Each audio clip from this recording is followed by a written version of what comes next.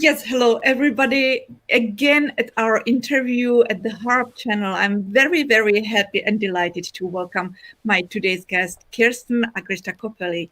It's not only a wonderful harpist, but really a great friend of mine since we were 20 years old. I was really happy that I could also be at the same class when she was studying at IU with Susan McDonald. And when I was studying for 1 year, we crossed each other there and we were able to meet already at that time. So it's a long time ago.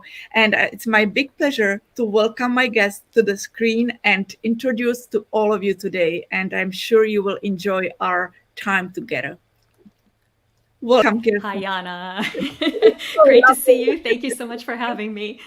It's great to see you as well. And you look the same all the time since we know each other. And I'm really so glad that even in this very difficult period of time, by COVID, by the election, because you are from the USA, we all know. So I know Yes. that it's very difficult. And I don't want to bring any politics to our interview. But because it's such a strong period, I would just like very briefly ask you, how do you feel now? What is the atmosphere for you? And when you feel that it will be over, if you will feel better. Well, how's the atmosphere? I think we're all very stressed. It's been a very divided country, obviously, but we're hopeful, and I think we'll all feel much better when it's just over, and we can move forward. So, I can imagine. Yeah. So good luck. I hope it will thank be you, so. thank you. Yeah. And by the way, where are you now at the moment? I'm in Nashville. In Nashville. Okay. Yes. But you Yep. were born where you were born, in which city? I was born in Michigan, outside of Detroit, in a town called Bloomfield Hills, and that's where I Mhm, lived, growing up until I went to IU for college, mhm. and then I moved to New York City and I lived there for about 18 years, and we just transplanted ourselves to the Nashville area about 6 years ago. So we were dividing our time between Nashville and New York City until Mhm. COVID hit.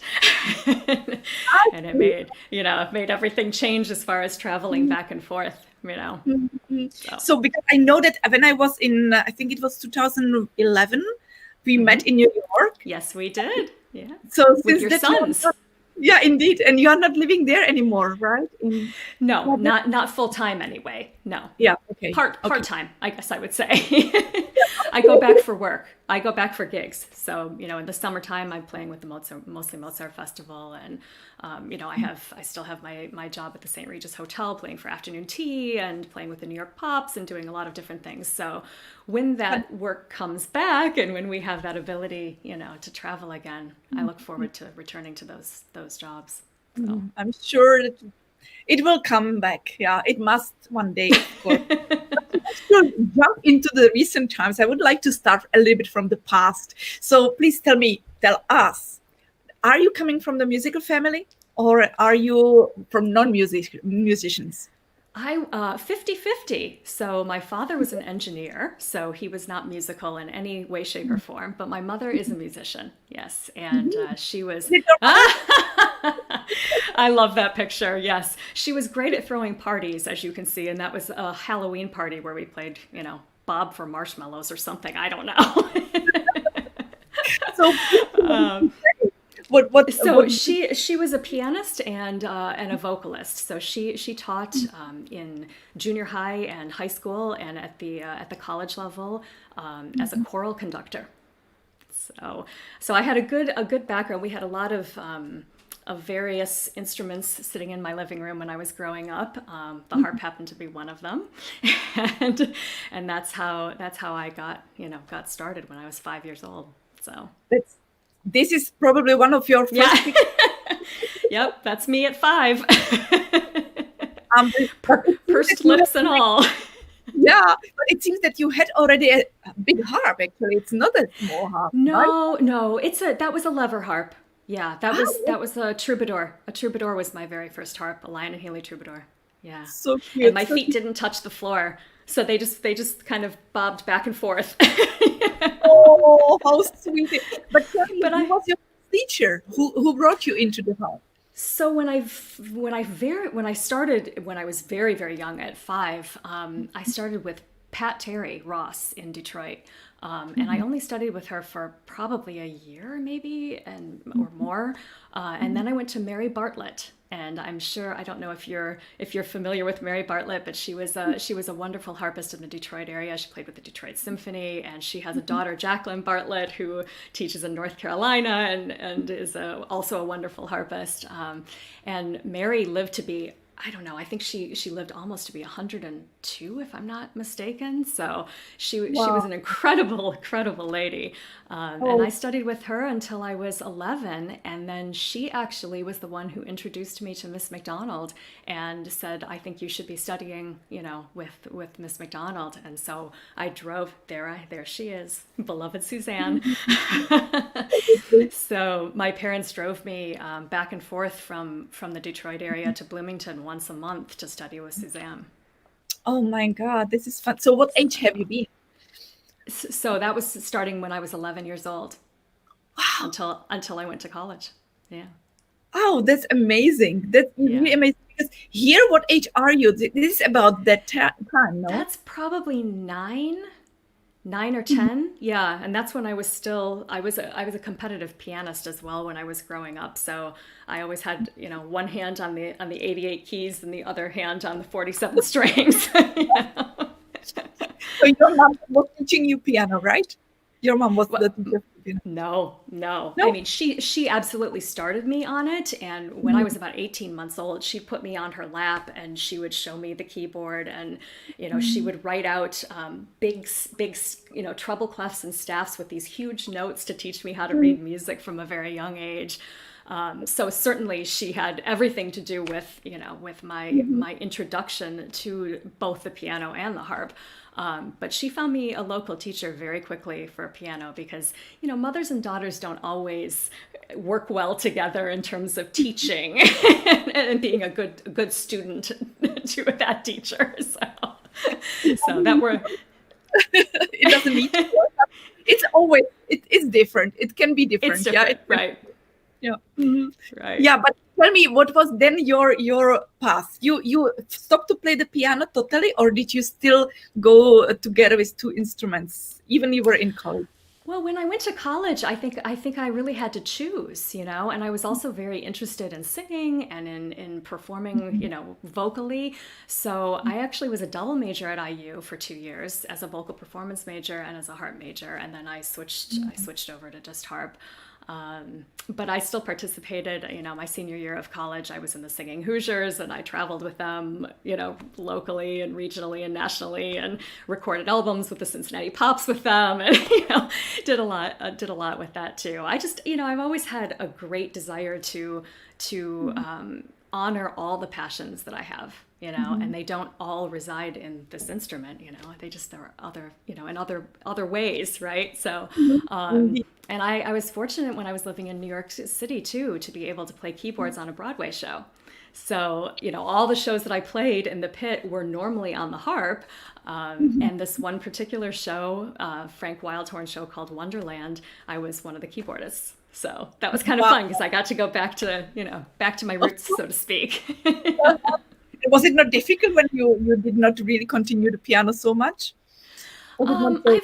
I've always, I miss it, certainly. I mean, I have a Steinway sitting right in front of me, and I do sit down and play it once in a while, and it gives me great enjoyment, to play that instrument. I feel like it was the root of my musical background, and I always feel that way about it. It's very beloved to me, for sure. That's super great, yeah. And do you have siblings, or are you alone? I'm sorry? Do you have siblings? Do you have brother or sister? Oh no, I'm an only child. Okay. Sorry, So Siri came on my earphones. I think she thought I was trying to talk to her. I was like, no, go away. I'm not talking to you right now. She can if you want to invite Siri. She kind of freaked me out. She was like wanting to be part of the conversation. Do you know about the interview at the HARP channel? Exactly. So no, I'm an only child. I have no siblings. Yes, and Kirsten, I just wonder, because we were just now a little bit spontaneous. are you able to check if nobody from your family is online now? Because it seems to me that your picture started to be a little bit not really so sharp. It might be that someone is really? using the internet. So please, after I will put maybe one video of you now. Maybe if you can really ask someone to be careful not to be online now with the internet, so Sure. not to use that.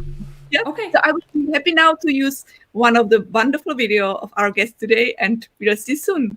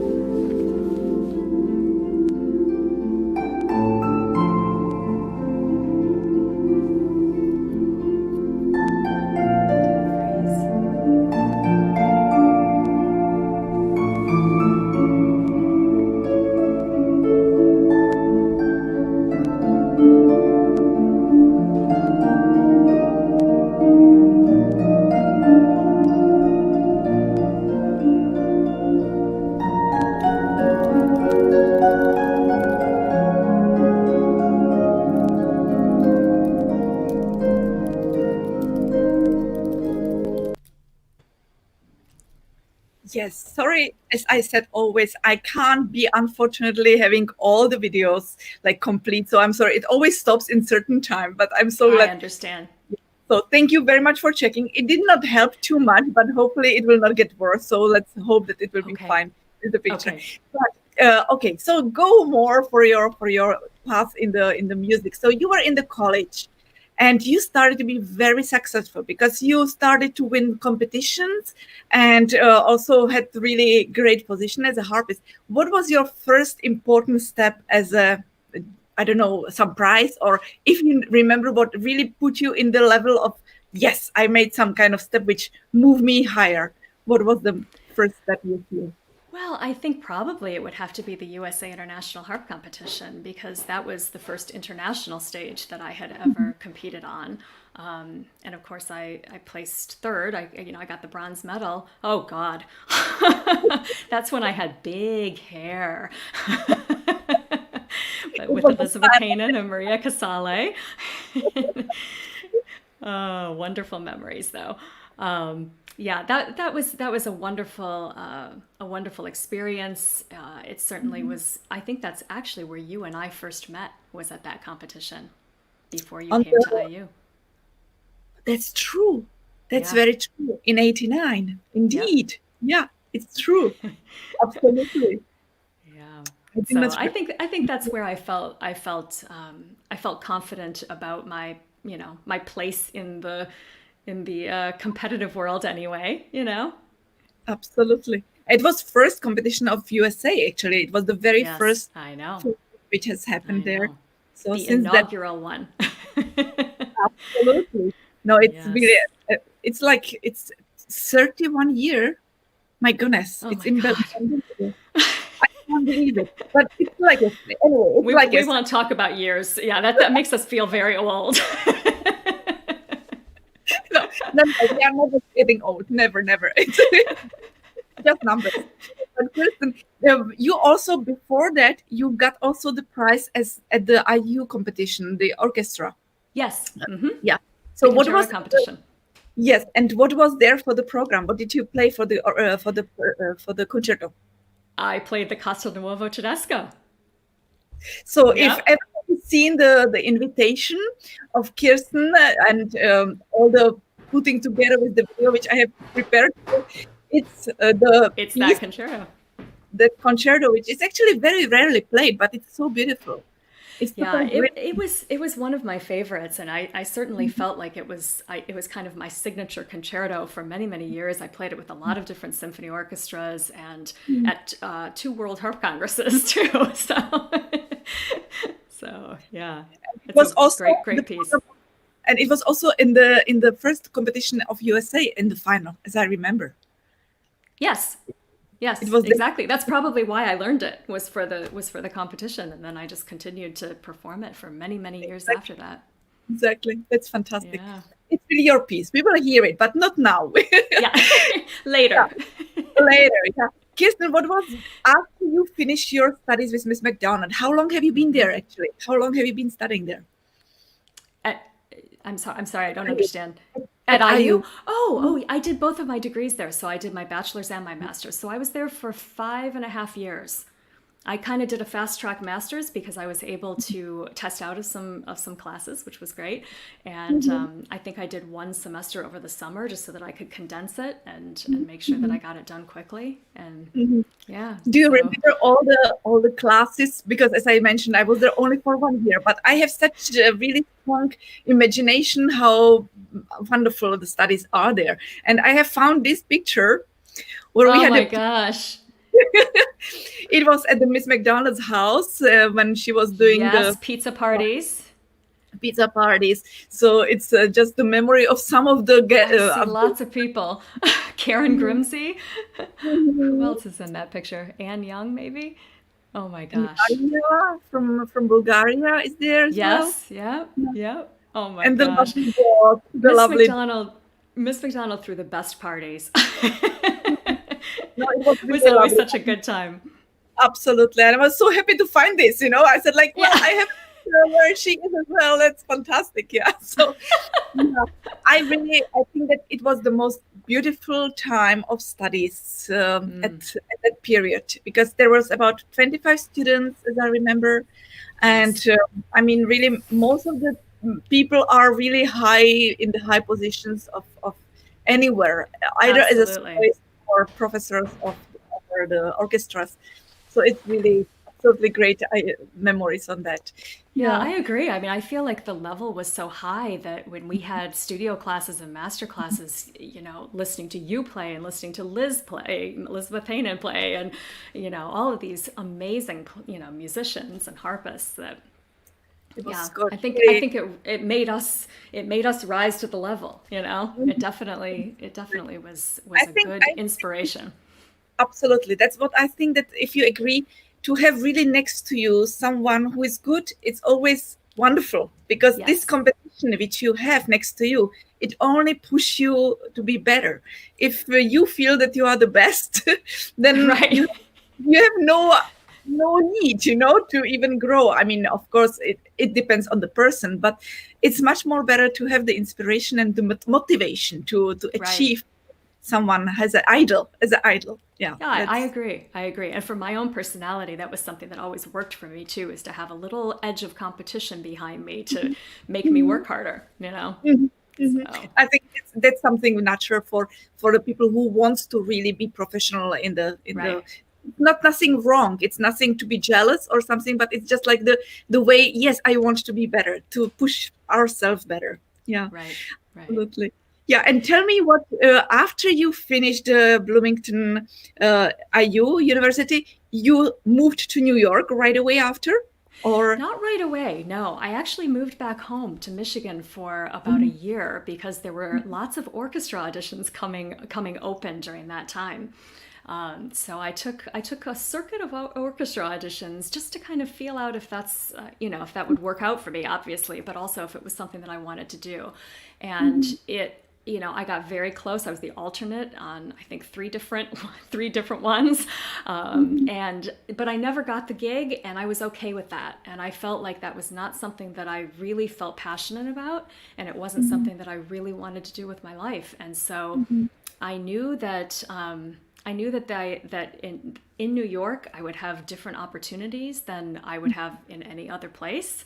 At least in the United States. And so, and I, I had friends that lived there. I had colleagues that lived there. And so I just kind of moved, really thinking that I would only go for a year and see how it would work out, and the minute I got there, I started subbing on Beauty and the Beast on Broadway for Stacey Shames, and just got a lot of work right away. And then it turned into 18 years later. So. Everything what happens in our life, it's the way how it should be. So even if it has not happened that you got the job in the orchestra, it was the way how it should have been. Absolutely. I think that you found really your unbelievable, wonderful way of being really professional harpist, your style. You are such an original, and I know that you are really absolutely gifted girl. Really, it's unbelievable. You in every case you do fantastic, and I remember you also from really studies. It was always fantastic. Your playing was really always good. So I think Thank you. Everything showed how good it's for you that you have not been actually selected for being in the orchestra, because then you would not be able to do what you are doing at the moment. I agree. And I think, New York was one of the places too where, I was able to start pursuing things in the modern capacities of pop music, and being able to, play with artists and do different things outside of the classical world too, which always appealed to me. And it was always something that I had an affinity for. So I think that it was a good fit for me, And also it meant a lot for you for your private life, because I think that in New York you met your husband, no? I did indeed. You're right. I know that everybody knows, of course, from the harp world. And remember this, I have to find him. I have to find him. Oh, no. Oh, there he is. But of course, I should first this one, show this one. Because that's the wedding. Yep. It's really gorgeous. But you can tell us a little bit about him, because he's a very famous musician in popular music. He's a singer, right? Well, yes, he was actually a solo artist on RCA back in 2001. He had an artist deal with RCA, and he released an album called Limited Lifetime Guarantee, which was one of the most added to radio. He was featured in GQ magazine. I mean, he had an unbelievable run with that. And as most record companies go, they sometimes change, leadership, and he ended up getting dropped from that. But what ended up happening is that he became very interested in engineering, and learned how to become an engineer and a producer on top of being a guitarist and a singer-songwriter and a singer and a vocalist. So he's really a very multifaceted, very, very talented human being.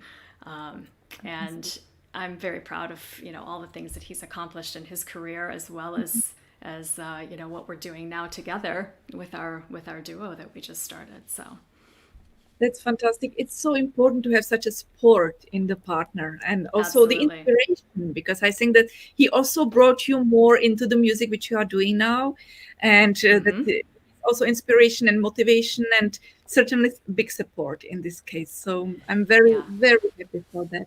And as you mentioned, I will be very happy now to share with the public your duo. It's homework video, right? But yeah, we recorded this video. This was a special video that we recorded for the Nashville Gallery Association. So because of COVID, they had to do an all online gallery crawl, which normally would happen in person, where people are able to go from gallery to gallery and look at the artwork in each gallery. And they had to do it online. So we were asked to be the musical interlude for the gallery crawl. And this is the performance that we recorded at home for that to happen, because we were obviously quarantined in COVID. Yes, obviously. But it's wonderful. So let's share this wonderful video from home. Sounds good.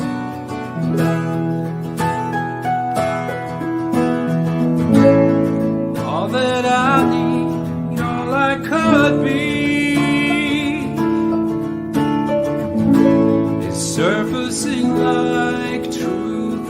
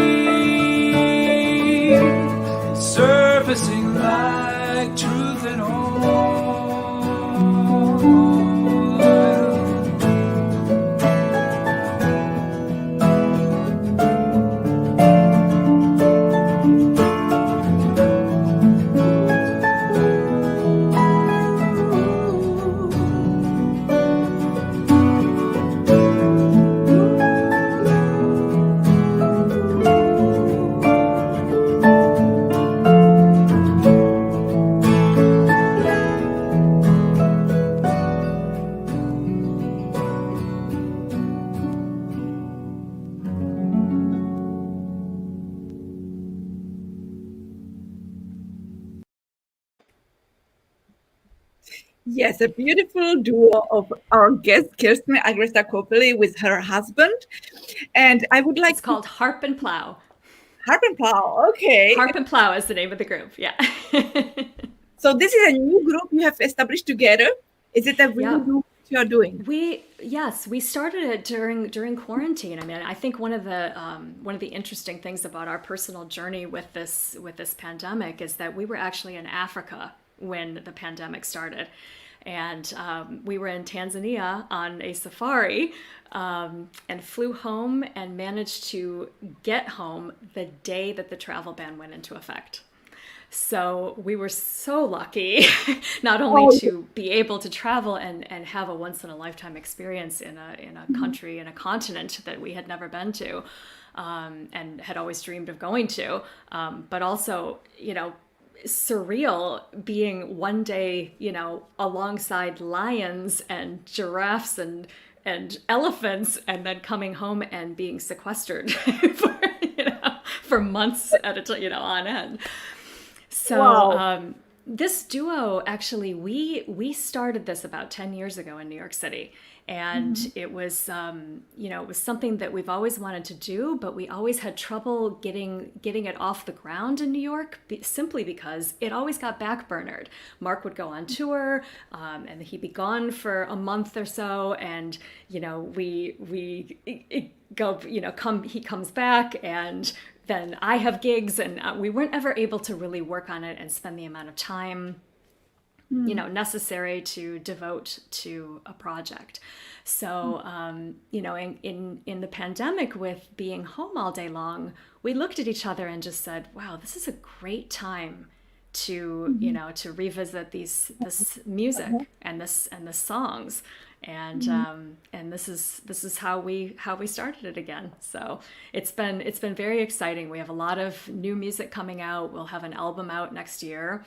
And we have some collaborations with some Americana stars that we're really excited about sharing. I can't divulge any more than that right now because it hasn't been announced yet, but we're very excited about it. So, and because you also publish a lot of new music, you compose by yourself music. Do you do these compositions for the duo by yourself as well, or you share with your husband so that you do transcriptions, or how does this combination, because it's not very usual combination, who comes with the music? Right. It's, first of all, the harp has never been used in Americana music like this. So what we're doing is trying to change that genre and present something new to that genre. Mark is a songwriter, so the songs are his, and I'm not a poet. I don't write lyrics. I write music, but I don't write lyrics. So I'm not really composing anything specifically for the duo in terms of the songs that are concerned. But I do, arrange all of the harp parts, and that's something that that's been really interesting to do, because of course it's a totally different type of music, and you have to really think about parts that don't interfere with the vocal line, and remember that the singer is the most important part of the band, and figure out like what complements the guitar or the pedal steel or the whatever else is on the track. So it's been a very interesting learning process for both of us, I think, to explore the instrument in the context of the genre and the group. So I can totally understand that it's not only different, but you have to really, as you can't play with the music, so you have to have the gift of improvisation as well, or how does it work? Or you really have this all music in your music like written, and then you learn it by memory, or how does it work with this kind of genre in your duo? Well, I think the parts are. I think we figure out and arrange the parts by improvising and trying to figure out what works. But certainly the performances, no, we just know the songs, and we've played them so many times together. And it's like anything else with memorization. It's just repetition, and the fact that we just know what we're playing. So. Yeah, so we are looking forward for the new album which comes out. So certainly you should inform us, and I will of course let you at the harp No, but I a little bit jump over one very important step because you actually not. I have a guest for you. I have a surprise. The surprise. Liz! How are you? I'm good. Hi. Oh, all we need are This is amazing. I feel like we should just do a virtual hug with the three of us. This is incredible. Absolutely. I'm so glad that you and I'm so glad that Liz has been so kind to Oh my gosh. to come into the broadcast. I'm so happy, really so much. I have here also in this picture, actually the picture down on the left side. It's three of us. Oh yeah. Oh my gosh. I remember that. That was a happy reunion. It was. Liz, it's so great to see you as well. I would like to ask two of you, because you have been, we all three were at IU at the same time. Have you known before each other, or you met only at IU? Oh, let me just tell you some background here. Oh, geez. Here we go. Hey, you asked for it. Jana brought me on. You jumped into the show, so I'm not holding back. Anyways, all good stuff. So what people might not know is that Kirsten and I grew up about an hour from each other. Yep. So we grew up very, very much like in the same kind of culture. And the first time I met her was at one of those like mega harp gatherings. I think it was at Ohio State University. Yep. And little Kirsten was there with her pedal harp, but she couldn't reach the pedals. And so they had to put extensions on the pedals. And I had never seen that before. And I was amazed by it. And so we bonded at this event, and she was younger than me. She was, I was a teenager, and she was like 12 or something. And so then we knew she was going to give a recital up near her home in Bloomfield Hills, Michigan. So my family went up there to hear her play a recital on the piano and the harp. That's right. And she played back-to-back this recital. She played like the first movement of a Beethoven piano concerto at the age of like 13. And she played Handel concerto in B flat on the harp. And so then that brought me to study with her teacher, because we were so impressed with little Kirsten. My mom was especially impressed. And I was like, wow, she had a nice bond with her teacher too. And so Mary Bartlett, who was Kirsten's teacher, became my teacher. And then a few years later, I went to Indiana to study with Suzanne McDonald, as you did, all of us.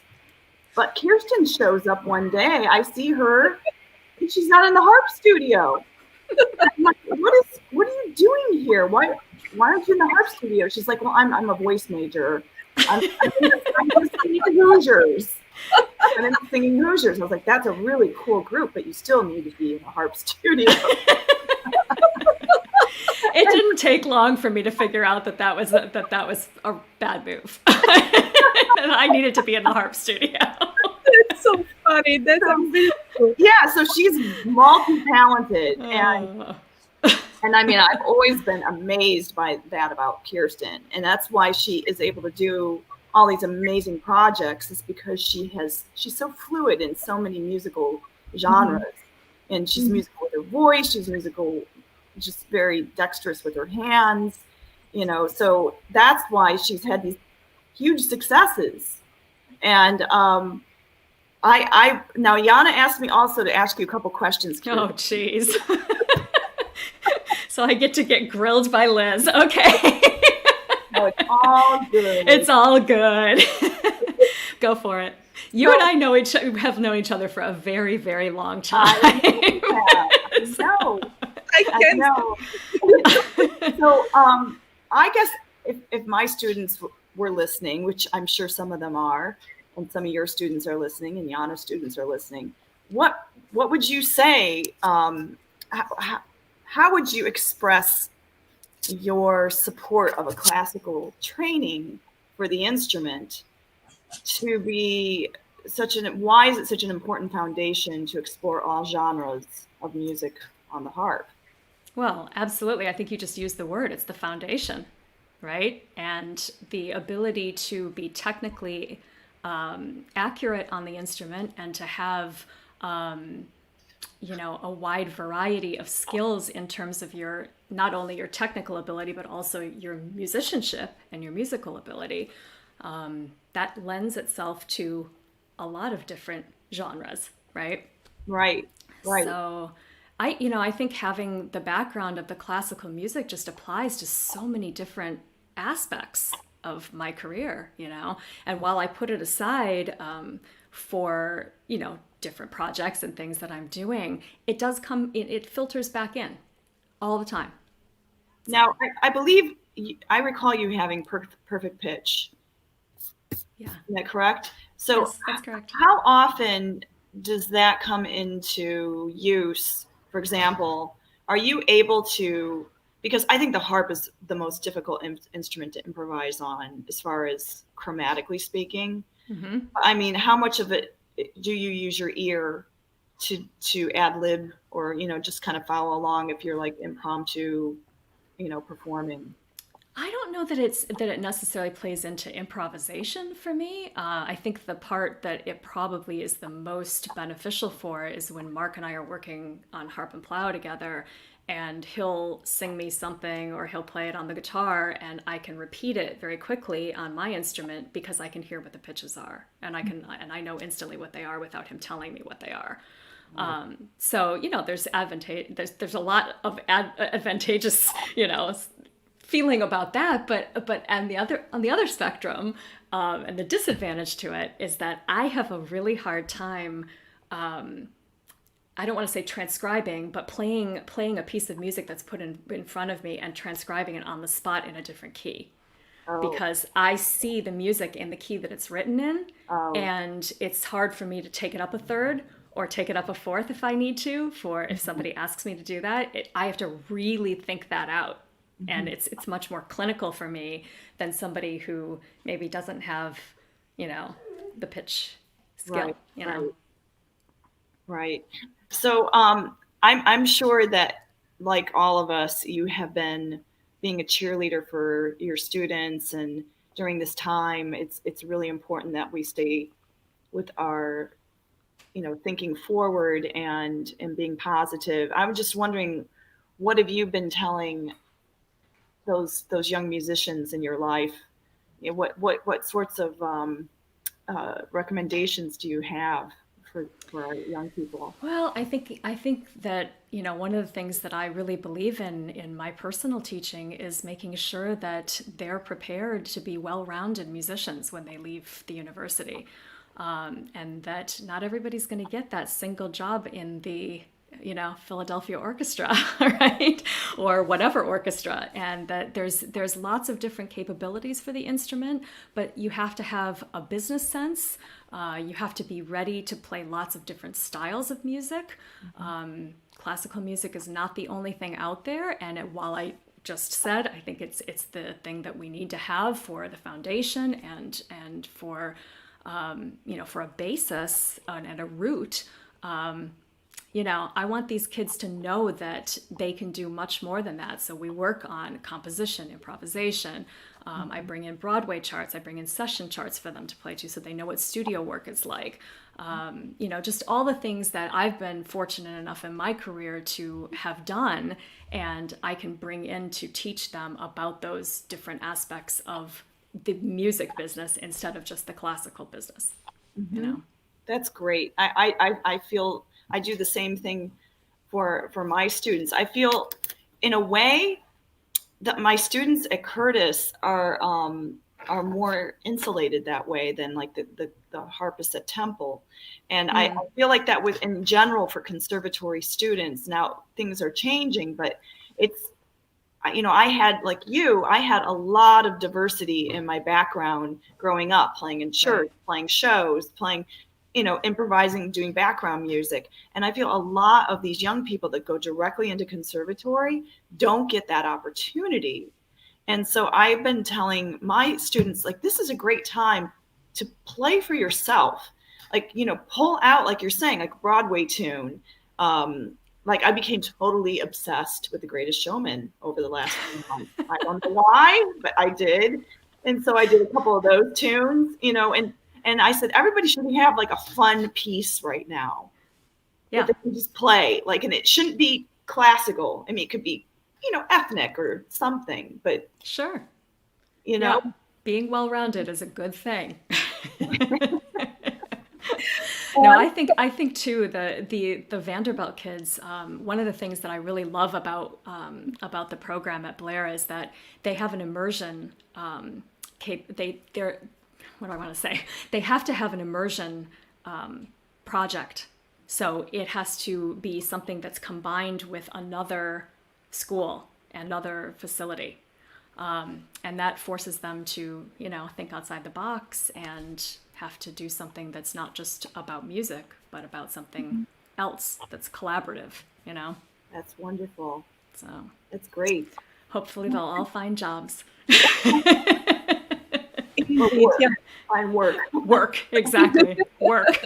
I think that your questions were so fantastic that we should finish our interview, because this was so wonderful what everything you already said. And actually what I would love to ask as well, I'm so thankful, is that whatever really you've said now, it's so fantastic. So I am so thankful that you could come into the broadcast and you can brought Thank you, all Liz.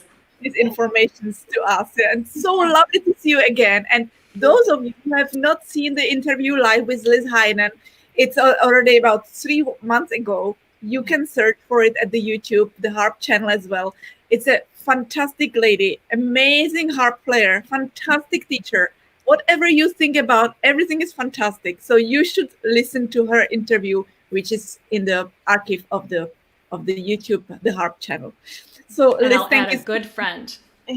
Oh, And a you good guys are great friends. I really miss both of you so much, and I wish you all the Likewise. best of love. Thank you so much. Take care, Liz. All my best to you. And thank you very much for coming to our broadcast Thank you. today. Oh, my Take pleasure. care. All my best, Bye, Liz. my dear Liz. Thank you. So That was a good surprise. I really hope that you like it, because I was so happy Of that Liz course. was so kind to accept it. And it's such a last minute. So it's really lovely. Yes. And she told really such a fantastic things about how you actually met together. And I'm so glad that she brought all these informations and all these memories out, because that you would not say. She left out a couple of little tidbits though about, going to Brown County and breaking into a hot tub and some of the trouble we got into together too. Actually, it gave me a question. Do you think that the life is now different for the harpist than it has been when actually you two met together? Did you find that it was different view on the harp at the time, or is it the same, or is it? What do you think about it? Because I feel that it has changed so much since we were studying. Yeah, I think it's changed in some ways. I think one of the things that I always felt is that, we were all competing against each other, and we were competitors when we were in school and outside of school, after school, but we somehow have managed to also be very, very good friends, and to, be able to keep those relationships as human beings, alive and well. Indeed. I don't know that. I think that that's still very, very true among some of my recent graduates and some of the, younger generations.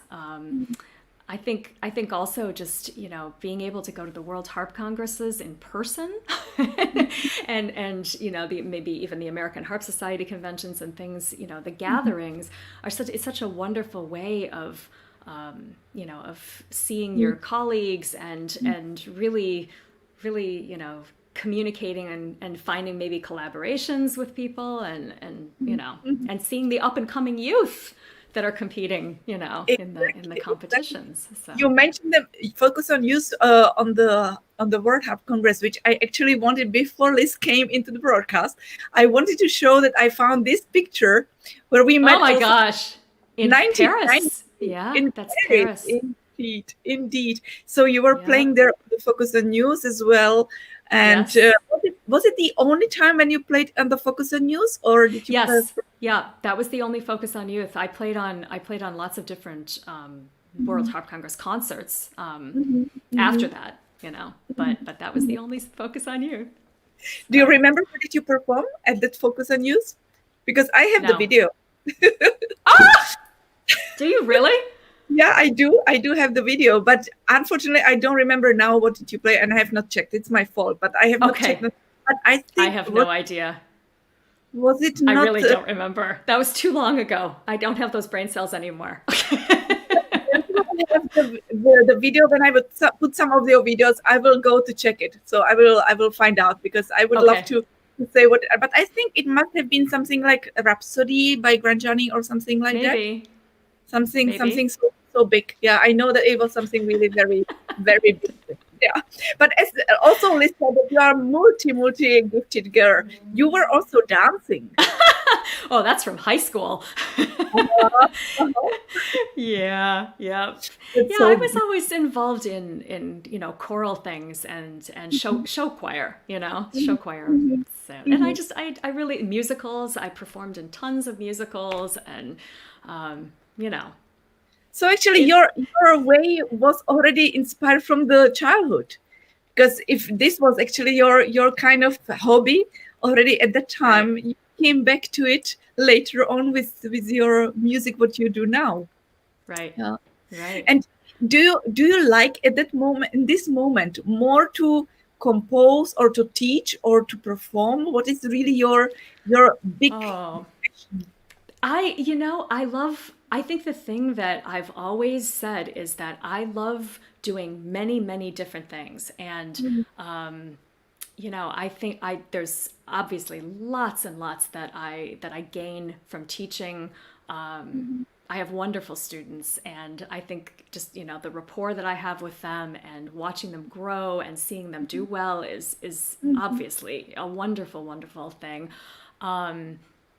You know, the composing has been a rather new thing for me. So yes, I'm excited about it. My album has really, really been given lots of great reviews, and it's on the first ballot for the Grammy Awards. So I'm anxiously awaiting the results of the on November 24th. They will announce the nominations, and you know, we'll see what happens.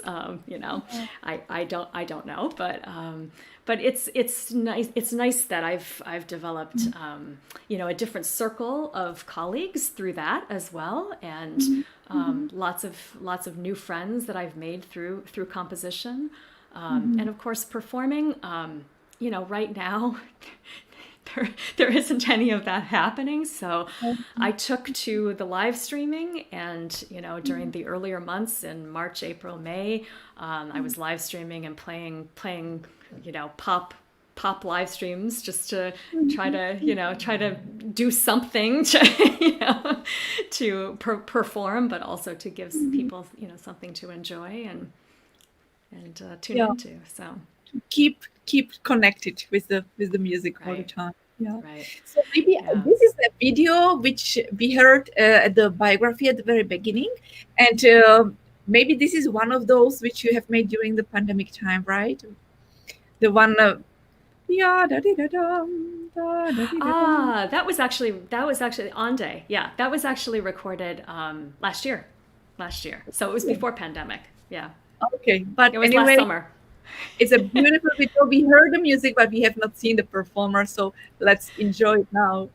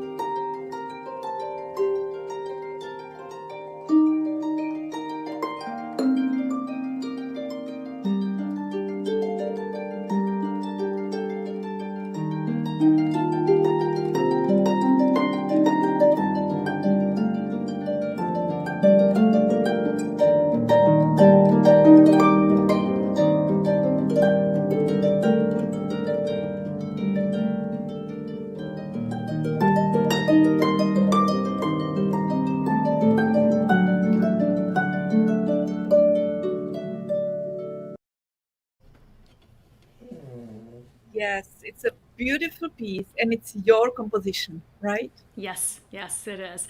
That was one of the very first pieces that I wrote and published, recorded and published, and it was a trilogy of pieces that had Italian names. And the reason that I did that was because my father was Italian, and I always had a lot of affinity for the country, the culture, the language, the music, the people, the food, the wine, and everything else. And I thought it would be, and I am also a fan of Ludovico Einaudi, who is a famous Italian pianist. And I just thought that music should have Italian titles. And then subsequently, I started writing more New Age music. And music that is more inspired by Brian Eno and Harold Budd and the kind of grandfathers of the New Age, ambient, specifically ambient genres. So they tend to be a little bit more calm, less notes, and use a lot of ambient treatments and effects. So. It's wonderful. Like the atmosphere is so great. It's really so lovely. It's really lovely to listen. Thank you. Yeah. And actually, I have never known that your father was from Italy. So it is really interesting to know. He was born in the United States, but his parents were both Italian, and his parents were, first generation. So do you come often to Italy now at the moment? If you come often to Italy, or if you have some relations? Oh, here. No. We love going for vacation, and we love to spend time in the country, and we'll go back the second that we're able to. but no. Agresta, is it like the Italian name, or is it? Yes. Interesting. I've never thought about it, that it's Italian name. Yeah. It's so wonderful, really, to know that you come from Europe as well. That's so lovely. Yeah. I'm half Italian and half Swedish, so it's... Even like that, I didn't know that your mother was not from the USA. No. That's the heritage. It's not that they were born in these countries, but that's the genealogy, if you will. Yeah. I see. Yes, and your really great career also included, as we have read at the biography, the performance for the president. And you have to tell me. We should say which president. That would be President Obama. Indeed. And I just wanted you to tell us a little bit how was the experience and what did you perform there? Well, I have to say that was probably one of the highlights of my life. And being able to perform for a president that I supported, that I felt was speaking for what I believe in, it was really an honor. We were not told what we were going to play for. We just knew that we were going to Washington, D.C., and that there was a lot of security around the event. And so being the curious and slightly, devious personality, I was on Google trying to look up what was happening in Washington, D.C. on those dates. And I did figure it out before we went, and figured out that we were playing for the second official state dinner. So it was honoring the Mexican president, Felipe Calderón. And it was a highlight that I can't even describe the feeling of being on that stage. I don't know if you're familiar with Rodrigo and Gabriela, but they're a duo from Mexico. They played right before we did. And because the harp was already on stage, there were like press photos with President Obama next to the harp. And, and then we're standing backstage, and I'm watching in horror as my music is blowing off of the music stand all over the stage from their wind machine. No. So we're supposed to go on stage, and the very first thing that happens is a harp cadenza. And my music is all over the floor. I know. So my stomach, I think, was in my throat. I don't think I've ever been more nervous in my life.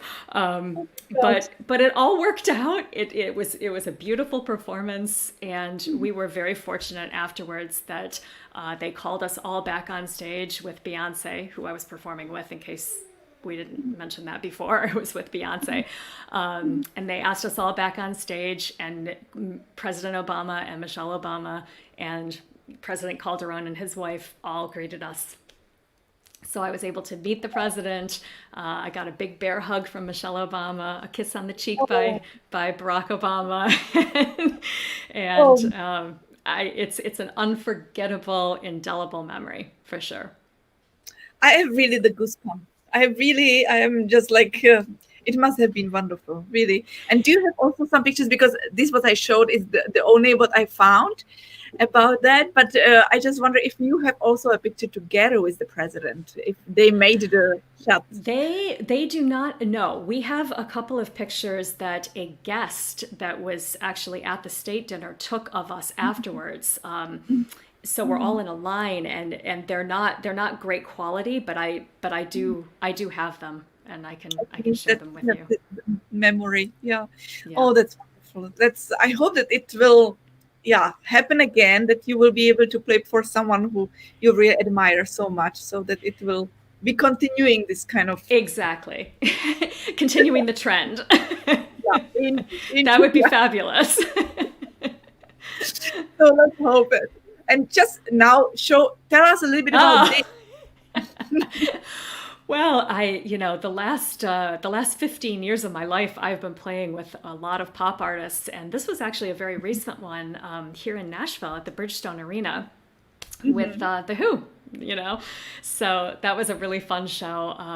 I think a lot of harpists actually got to play that show, which was really great because everyone kept posting their pictures of playing with The Who, because it was with a full orchestra. So there was a harpist on every gig, and I just was lucky to play the one in Nashville. But that's something that I've really enjoyed introducing into my world, is this ability to, I've been very lucky that I have a team of people that have hired me for. I started out playing with Kanye West, believe it or not. That was my very first gig, was playing with him. And I actually worked with him for 10 years, playing different, from the Hollywood Bowl to Lollapalooza. And we played on lots of TV shows, David Letterman and Saturday Night Live, and just really, really great experiences. But that led to playing with Jay-Z and playing with Beyonce and playing with a lot of people in that hip hop world. And then of course with Enya and Evanescence, who the lead singer Amy Lee is a good friend of mine, and I actually taught her to play the harp. She's my harp student. Oh wow! when we were both in New York, yeah. So. Oh, that's fantastic. So this is maybe some of this highlights. Yeah, that's actually from last year. That was on Jimmy Fallon. And there's also another picture with Kristen Chenoweth. This was on the CMA Christmas show that I've played for 5 consecutive years. So on ABC TV, yeah. This is also beautiful, like the blue. I was playing backwards. Okay, so there's a good story for this picture, actually. So if you want to show it again, the reason I'm playing backwards is because there were dancers. You can see one of them to the left that's in the ball gown. Yes. There were probably 6 of them, and they were doing a ballroom dance around the stage, and they kept bumping into the harp. And so they were like knocking my stand over, and it was just getting to be a little bit too crowded on the stage with the harp positioned forwards. So the downside luck to that specific instance is that they made me turn around and play backwards. So the audience is actually facing my back, right? And I couldn't use music. So I literally played the entire song from memory. Oh, wow. And including all the rests I was trying to memorize the rests. Like, okay, I play this and then there's 11 bars, and then I play this and then there's 7 bars. Oh no! It was quite the photographic memory moment. said before, but it went off without a hitch. And you are amazingly it was gifted. good. And as you said also to Liz that you have the perfect pitch. Maybe this was the help for you, right? For Maybe. I think that had to do more with memory than anything else. It's just trying to be able to, But do you have the picture memory, or do you have a different kind of memory? No, I try very, I think when I was younger, when we were memorizing, big war horse pieces for competitions, I always liked to have a sense of where I was on the page of music, so that, even when you're learning the piece, you can look back to it very quickly, and if you're having a memory lapse, you can see where you are. So I think I developed that skill over time, where I can kind of sense where something might be on a page, but by no means do I have photographic memory. I wish I did. That would be really helpful in life. But I think that this is even enough to remember where it is in the music. So I think that for the students, it's very important to know. And do you do also certainly projects when now we're the Halloweens? You do also projects for Halloween, special ones? Because I have one picture from your youth. Yep. And that's my mother dressed as a witch behind. Right, because this is with the hat from your childhood, but now that's from my childhood. Yeah. That was a picture from a couple years ago that I took for Halloween. Yes, I love Halloween. I think Halloween is one of the most fun, American holidays to celebrate. And certainly, on Instagram, one of our colleagues started a ghost challenge. So you had to dress like a ghost and play a piece. So I participated in that, and it's just all good fun. And just try to keep a sense of humor, Absolutely. But did you compose something special for Halloween ever? Nothing composed, no. Just little improvs. We were actually, Harp and Plow was actually on a podcast for Southern Gothic, which is a great podcast about Southern so if you will. And they asked me to write a creepy little piece that was an improv, and so that piece was what I played for the Ghost Challenge. And in case you have that you're going to show it, because I know you have lots of tricks up your sleeve. But maybe now you gave me an idea. Would you like to play something for us live? Sure. Yeah. Sure. So yeah. You can do some. Does you have some new CD coming up now, or was it already? This is from Around the Sun. So this is the CD that I've already released. This is the one that I'll let me turn on my amp, and then I'll tell you a little bit about it. Okay. Just give me a second. Wonderful. That would be great, and I'm sure that everybody will be very happy to listen to our guest today to play something live, because it's so special. So you saw the video already of Persephone Rising, and that was one of the, that was actually a video taken at my CD release party. And so the album takes listeners on a journey through a 365-day cycle. So it takes listeners from daybreak to winter's bone, and you go through seasonal changes as you listen to the music. So it's a listening experience where it's best to listen to it from beginning to end, because it does tell a story to a certain degree. And the piece that I'm going to play is called Water Lilies. And Water Lilies obviously is the title of one of my favorite Monet paintings. But this particular song is also the most streamed of the songs from my album on Spotify. So it's the one that I think people have that's resonated with people a lot, and that they love. And it's very calming. And I guess that's what I'll say before I play. We're looking forward. Opposite.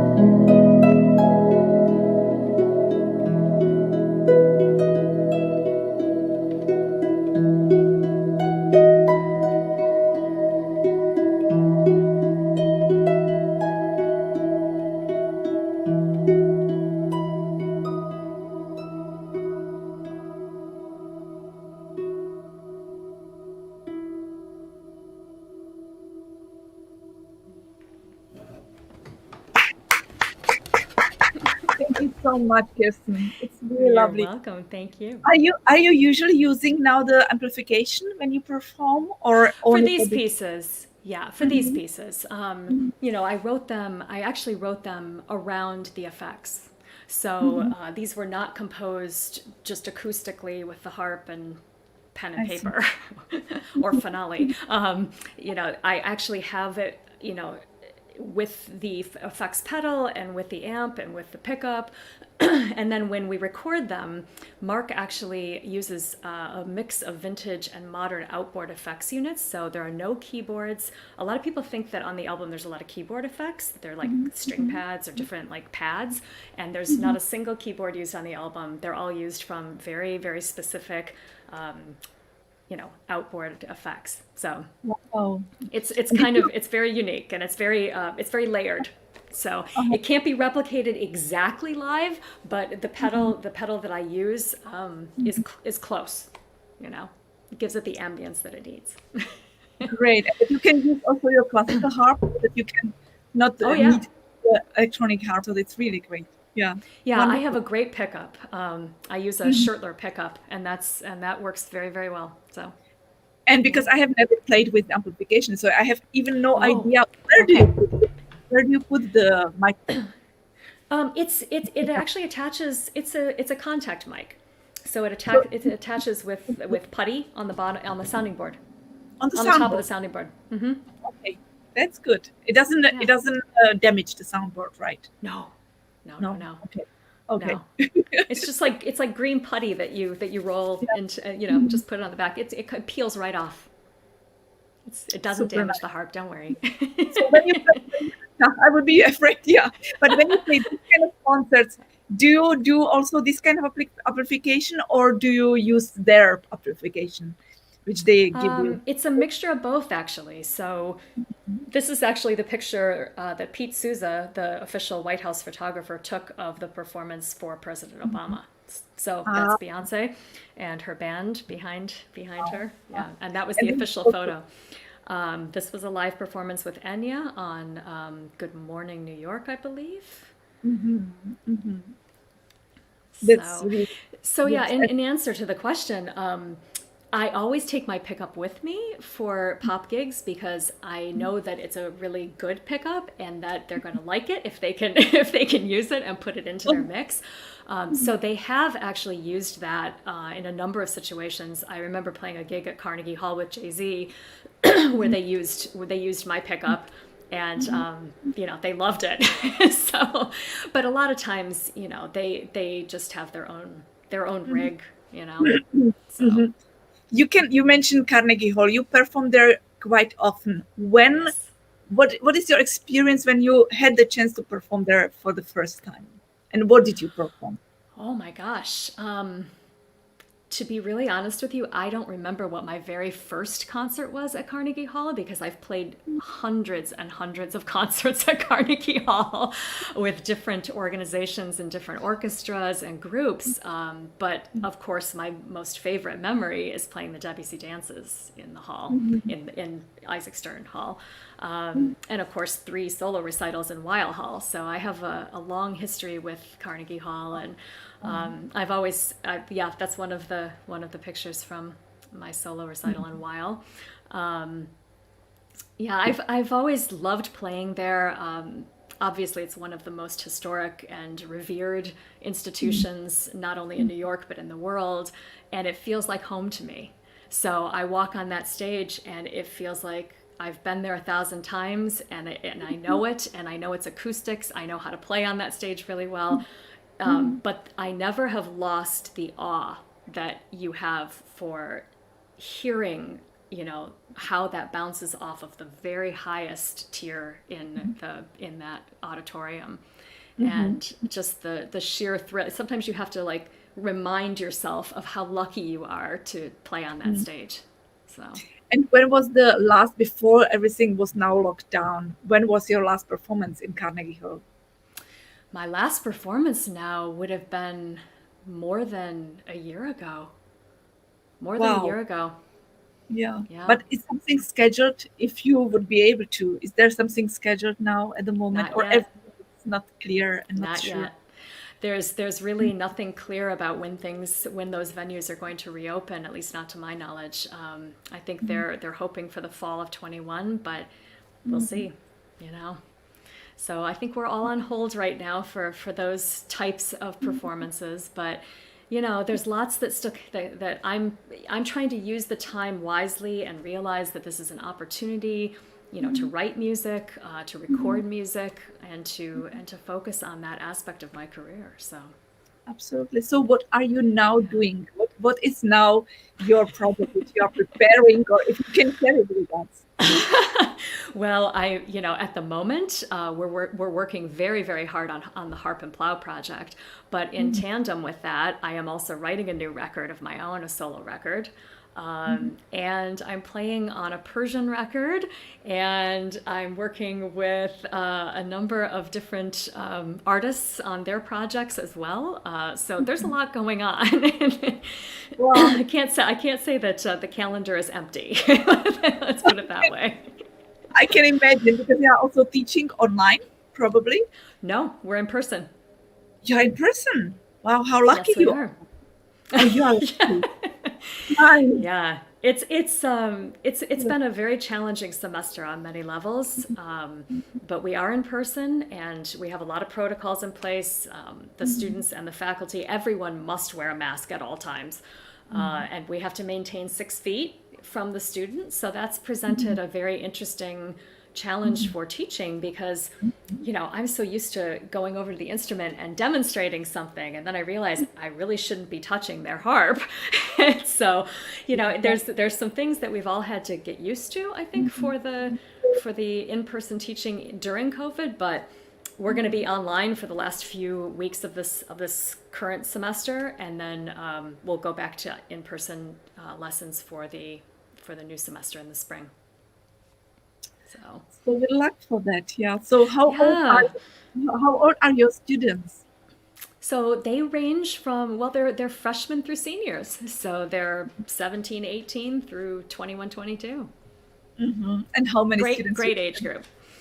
Right now I have 4 majors, 2 electives, and those electives are both auditioning this semester to be minors. So there's it's a good class, and we keep a small school. It's no more than 200 some students at Blair School of Music at Vanderbilt. So it feels like a conservatory in that way, because it's a smaller group of students, and they all get to know each other, and it's a little different of an experience, I think, than going to a bigger university where you might know the people in the music school, but you don't necessarily know anyone else. So that's lovely that there is such a connection between the people as well. I think it's really nice, and it's not so far from everybody, but it's really more closer. Yeah, exactly. Kirsten, tell me. Yes, I see a picture. What is this one?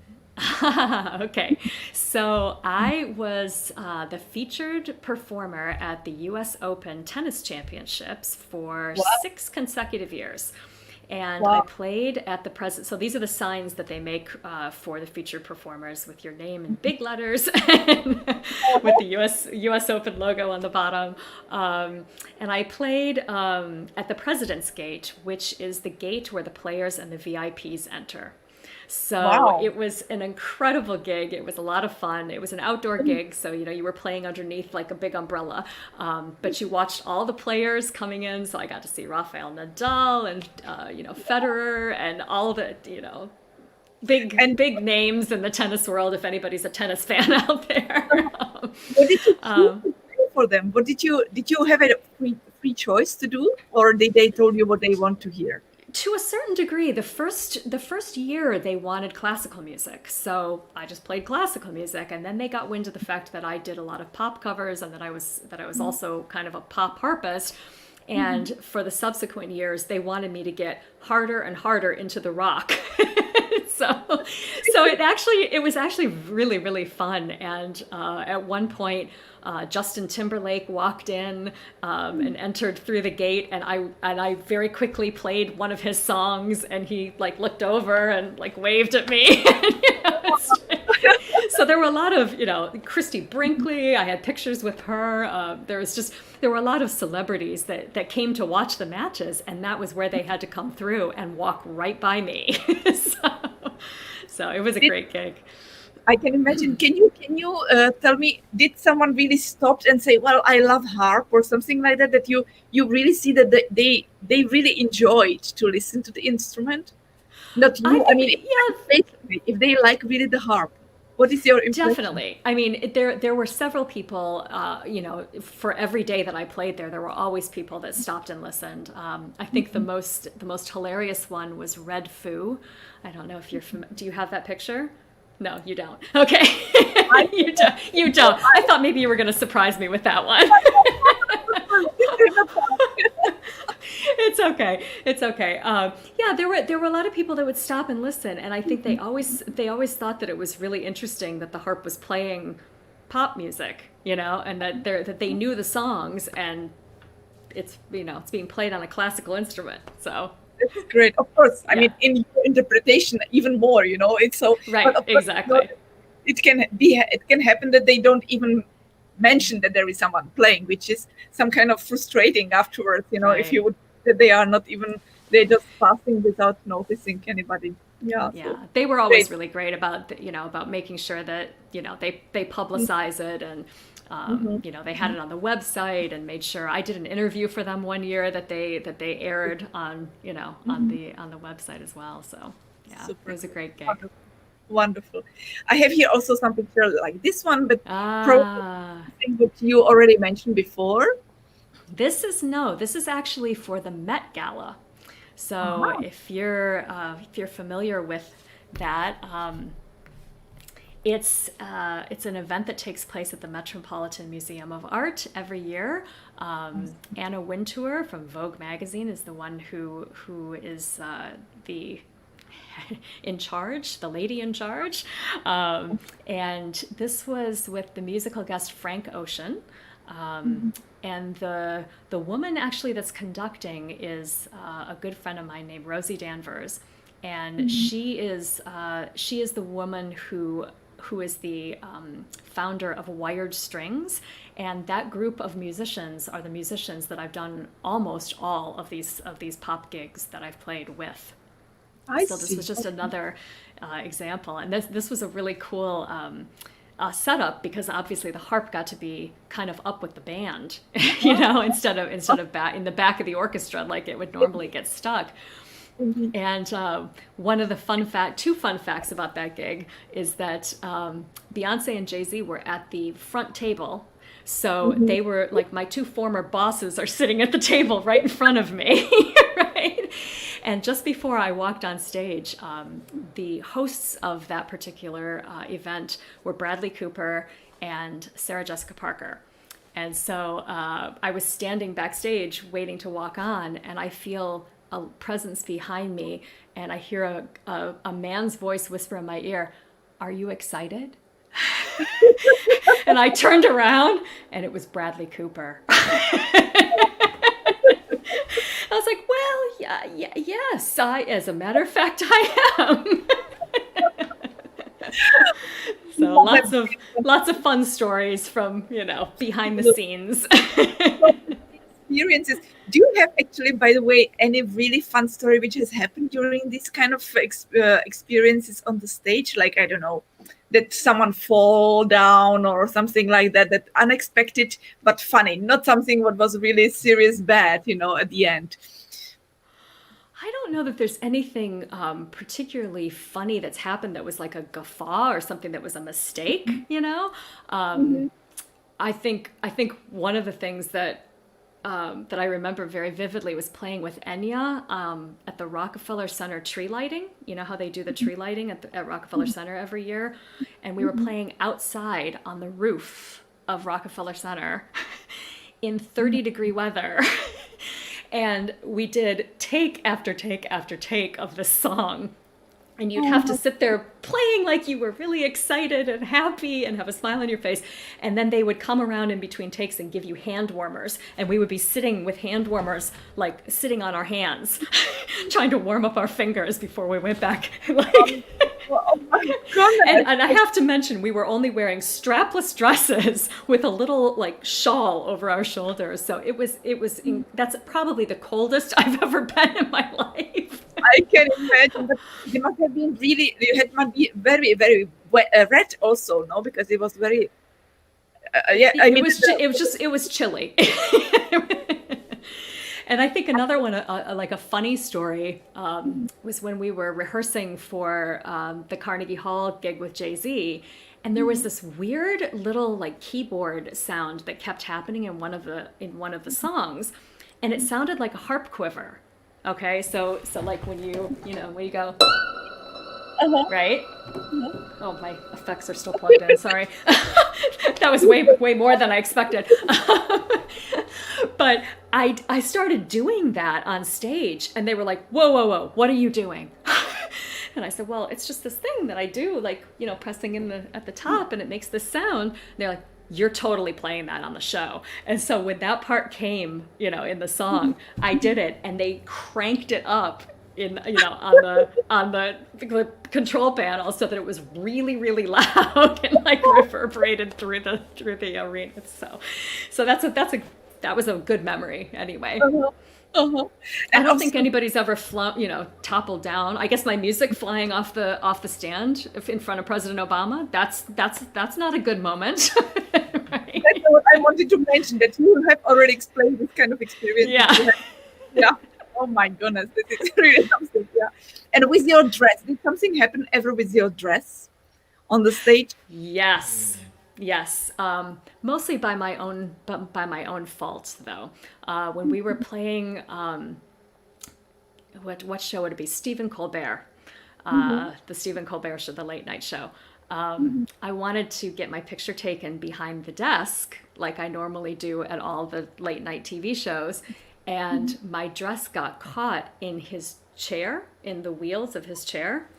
And they literally had to come and cut it out for me to get out. It was wrapped around. It was like a movable chair with ball, ball legs or whatever. And the dress had wrapped around one of the wheels, and I literally couldn't move. I was like stuck in the chair. So they came with scissors and said, "Do you mind if we cut your dress?" And I was like, "Well, I don't think you really have a choice at this point." So. Oh my goodness! Oh, poor dress. Oh, I'm so sorry. It's okay. I got another one. Yeah, it happened. It happened, yeah. And I got the picture, which was the most important part. Sorry, we don't have it to show it to the public today. Very special.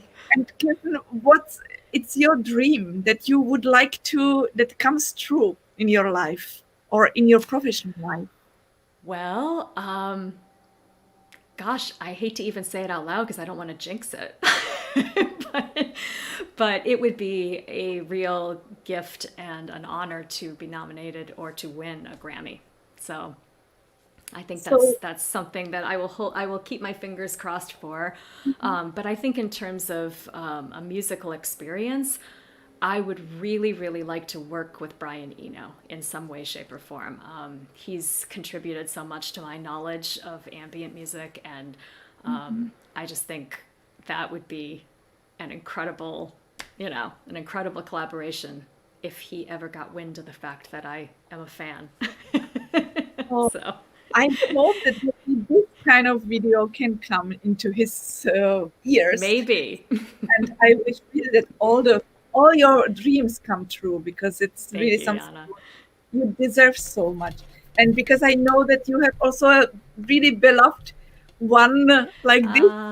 That's my puppy. Yes. How old Yeah. is he or she? It's a he. His name is Argos. We named him after a very small character in Homer's Odyssey, and he just shows up at the very end of the book. But he's the loyal companion of Odysseus, and these pictures are actually when we just had adopted him, and he's about, I don't know, 10 months old maybe there, and he's grown up into a very, very mature 6-year-old boy now. So but he's the love of our life, and a real joy for us to have. So And big friend. Yeah. Indeed. yes, Yeah. yeah. Does he like the harp? He does, yeah. He's very good around the instruments, and he's like very careful when he plays. He won't even like, if a toy goes near the harp, he'll very carefully pick it up Uh-huh. with his teeth and run away. He's never knocked anything over. He's just really, really great in that way. So yeah, he loves music, and he only gets scared if Mark starts to like play something really, rock Loud. and roll and Uh-huh. loud, and then he'll leave. But he'll sit up there even when we're recording. Like he's like our little unofficial producer. That's wonderful. So, are you going now also to record some new CD with your husband, or it was just because it was released one? Is it going to be new one? So we haven't released a full CD album yet. No, we're Ah, working on that right now. So we've been releasing singles. In fact, we have another new one coming out next Friday, the 13th. Friday the 13th. I just realized it was Friday the 13th. So that'll come out next Friday, and then we have a couple of different things that we'll be releasing in the coming months, and then the new album will release probably not before the late spring of 21. So we're very looking soon. forward to that. Yeah, absolutely. And we all are looking forward to that. So I hope that it Thank will you. be also possible to listen to in Spotify and everywhere. Absolutely. Yep. We can. You can find the band at Harp and Plow. Very easy to find on all the socials, and I'm Music City Harp on all of the socials as well. Indeed, yeah. So really, everybody who listened today and are really willing to listen more, you are going to listen to Kirsten everywhere, and I'm sure that you will find many, many wonderful, wonderful videos and music. Not only that she composed by herself, but that with her husband also, and many others. But Kirsten, is there any wish you want to wish to the people around who are today with us, which we had really nice audience today. We had also many messages. I would like to thank very much to everybody. Marisa Robles is with us. Thank you so much. Of course, Elizabeth Heinen, who was also our guest today. Wendy Mason. It's so lovely to Anna Lemishenko, Karen Kessen, Sidler, and Anna Verkolhanseva. Many. Thank you very much for the messages to be with us. And of course, I would like to ask you if you have any wish which you would send to all of the people who were with us today. Well, I think the one thing that we can all use a lot of right now is patience. And I just wish everyone to be safe and healthy, and to keep hope, to be hopeful. Thank you, Kirsten, really for everything. I wish really that all your dreams come true, that you keep safe. All what we are expecting now, that will really be. We are all very impatient to hear, and certainly let us know. Yeah, and Thank you, Jana. I'm so glad that you made time for us today, that you were with us, you shared all your life together, and I'm sure that we'll meet soon again. So absolutely. I wish you all my best from my heart, and really looking forward to hear many good news from your side again. Thank you so much. It's been a pleasure to speak with you. I love you. I love you too. And I must say, I will show one more picture, because there is two of us in 2008. Yes. It's just after the performance, which you will now listen at the end of our interview with our wonderful, wonderful guest, Kirsten Agresta Copely, great harpist and great person. Thank you. Take care, Kirsten. Bye-bye. You too.